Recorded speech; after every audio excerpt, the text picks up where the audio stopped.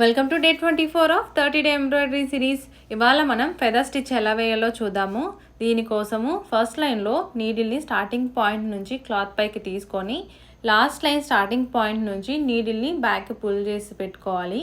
Next సెంటర్లో ఉండే లైన్కి కొంచెం టాప్ నుంచి గ్యాప్ ఇచ్చేసి నీడిల్ని క్లాత్ పైకి తీసుకొని కంప్లీట్గా పుల్ చేయాలి. అండ్ ఇప్పుడు వేసిన స్టిచ్కి స్ట్రైట్గా ఉండేటట్టు చూసుకొని నీడిల్ని బ్యాక్ పుల్ చేసేసి సెంటర్ లైన్ కొంచెం గ్యాప్ ఇచ్చేసి నీడిల్ని క్లాత్ పైకి తీసుకోవాలి. ఇప్పుడు లెఫ్ట్ సైడ్ కూడా సేమ్ ప్రాసెస్ అనేది మనం చేయాలి. లెఫ్ట్ సైడ్ రైట్ సైడ్ ఇలాగా 1 by 1 చేసుకుంటూ రావాలన్నమాట. ఈ ఫెదర్ స్టిచ్ అనేది మనం చూడడానికి కొంచెం వేవీ షేప్ లాగా ఉంటుంది అనమాట.